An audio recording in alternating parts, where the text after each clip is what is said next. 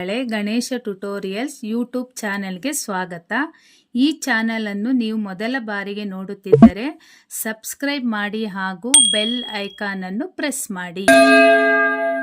मेरे प्यारे बच्चों, आज मैं 10वीं कक्षा का पाठ पढ़ा रही हूँ. पाठ 15 कर्नाटक संपद. लेखक का नाम संकलित. प्रस्तुत निबंध द्वारा छात्र कर्नाटक के अतीत वैभव, वर्तमान प्रौद्योगिक विकास तथा प्रकृति संपद के साथ साथ इस राज्य के महान ವ್ಯಕ್ತಿयों के ಸಾಧನ का ಪರಿಚಯ ಪ್ರಾಪ್ತ करते हैं. ಈ ನಿಬಂಧದ ಮುಖಾಂತರ ಕರ್ನಾಟಕದಲ್ಲಿರುವ ವೈಭವ ಹಾಗೂ ಪ್ರಕೃತಿ, ಅದರ ಜೊತೆ ರಾಜ್ಯ ಮತ್ತು ಮಹಾನ್ ವ್ಯಕ್ತಿಗಳ ಸಾಧನೆಯ ಪರಿಚಯವನ್ನು ಇಲ್ಲಿ ನಾವು ತಿಳ್ಕೊಳ್ಬೋದು. अच्छा बच्चा देखो, कर्नाटक राज्य भारत देश का प्रगतिशील राज्य है. कर्नाटಕ ಭಾರತ ದೇಶದ ಪ್ರಗತಿಶೀಲ ರಾಜ್ಯವಾಗಿದೆ. यहाँ की आबादी लगभग 6 करोड़ से ऊपर है. ಇಲ್ಲಿನ ಜನಸಂಖ್ಯೆ ಸುಮಾರು 6 ಕೋಟಿ ಇದೆ.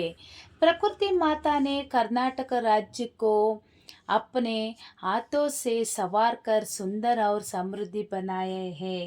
ಪ್ರಕೃತಿ ಮಾತೆ ಕರ್ನಾಟಕದ ರಾಜ್ಯವನ್ನು ತನ್ನ ಕೈಗಳಿಂದ ಸಿಂಗರಿಸಿದ್ದಾಳೆ ಹಾಗೂ ಇದನ್ನು ಸಮೃದ್ಧಿಗೊಳಿಸಿದ್ದಾಳೆ.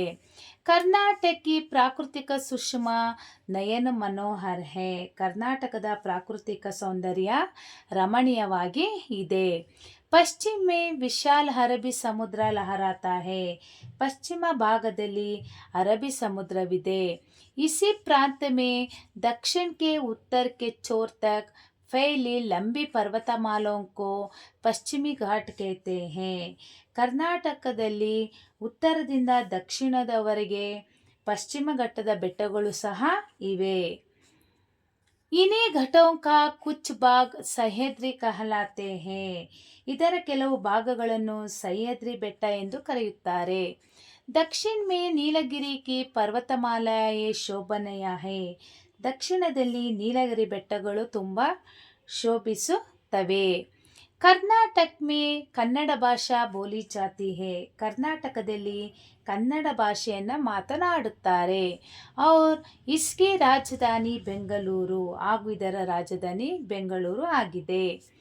यहाँ देश विदेश के लोग आकर बस गए हैं. ಇಲ್ಲಿಗೆ ದೇಶ ವಿದೇಶದ ಜನರು ಬಂದು ಇಲ್ಲಿ ವಾಸವಾಗಿದ್ದಾರೆ. बेंगलुरु शिक्षा का ही नहीं बल्कि बड़े बड़े उद्योग धंधे का भी केंद्र है. ಬೆಂಗಳೂರು ಕೇವಲ ಶಿಕ್ಷಣ ಮಾತ್ರ ಅಲ್ಲ, ಬೃಹತ್ ಕೈಗಾರಿಕಾ ಕೇಂದ್ರವೂ ಸಹ ಆಗಿದೆ. यहाँ प्रसिद्ध भारतीय विज्ञान संस्थान HAL, HMT, ITI, BHEL, BEL जैसे ಬೃಹತ್ ಸಂಸ್ಥೆಯೇ हैं. ಆಸ್ಟ್ರೇಲಿಯಾದಲ್ಲಿ ಪ್ರಸಿದ್ಧವಾದ ವಿಜ್ಞಾನ ಸಂಸ್ಥೆಯಾದ HAL, HMT, ITI, BHEL, BEL ಅಂತಹ ಬೃಹತ್ ಸಂಸ್ಥೆಗಳು ಸಹ ಇಲ್ಲಿ ಇದೆ. ಇसे ಸಿಲಿಕಾನ್ ಸಿಟಿ भी ಕಹಾ ಜಾತಾ ಹೇ. ಇದನ್ನು ಸಿಲಿಕಾನ್ ಸಿಟಿ ಎಂದು ಸಹ ಇಲ್ಲಿ ಕರೀತಾರೆ. Sir C V. Raman, sir M Visvesvaraya, doctor CNR Rao, doctor Shakuntala Devi जैसे दिग्गजों ने वैज्ञानिक तथा प्रौद्योगिक के क्षेत्र में नारायण मूर्ति ने अपनी महत्तर उपलब्धियों से कर्नाटक को विश्व पटल पर अंकित किया है. ಅಷ್ಟೇ ಅಲ್ಲದೆ sir C V. Raman, sir M Visvesvaraya, doctor CN Rao, doctor Shakuntala Devi ಅಂತಹ ದಿಗ್ಗಜರು ವಿಜ್ಞಾನ ಕ್ಷೇತ್ರದಲ್ಲಿ ಇದ್ದಾರೆ. ಸನ್ 2013 ಮೇ ಅಂದರೆ 2013ರಲ್ಲಿ CNR ರಾವ್ ರವರಿಗೆ ಸರ್ವೋಚ್ಚ ಪುರಸ್ಕಾರ ಭಾರತ ರತ್ನ ನೀಡಲಾಗಿತ್ತು. यहाँ सोना, तांबा, लोह आदि कई प्रकार की ಉಪಯೋಗಿತ ಧಾತುವು ಮಿಲ್ತಿ ಹೇ. ಅಷ್ಟೇ ಅಲ್ಲದೆ ಇಲ್ಲಿ ಏನು ಸೋನಾ ಅಂದರೆ ಚಿನ್ನ, ತಾಮ್ರ, ಕಬ್ಬಿಣ ಮುಂತಾದವುಗಳು ಇಲ್ಲಿ ಸಿಗುತ್ತೆ.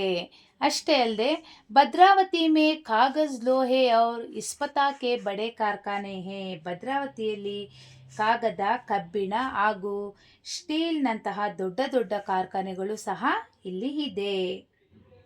इसके अलावा कर्नाटक में चीनी, सीमेंट, रेशम और ಕಾಗಜ್ ಉತ್ಪಾದನ್ ಕೆ ಅನೇಕ ಕಾರ್ಖಾನೆ ಹೇ. ಅಷ್ಟೇ ಅಲ್ಲದೆ ಕರ್ನಾಟಕದಲ್ಲಿ ಸಕ್ಕರೆ, ಸಿಮೆಂಟು, ರೇಷ್ಮೆ ಹಾಗೂ ಕಾಗದದ ಉತ್ಪಾದನೆ ಕಾರ್ಖಾನೆಗಳು ಸಹ ಇಲ್ಲಿ ಇವೆ. ಕರ್ನಾಟಕ ಮೇ ಚಂದನ್ ಕೆ ಪೇಡ್ ವಿಪುಲ್ ಮಾತ್ರಾ ಮೈ ಹೇ.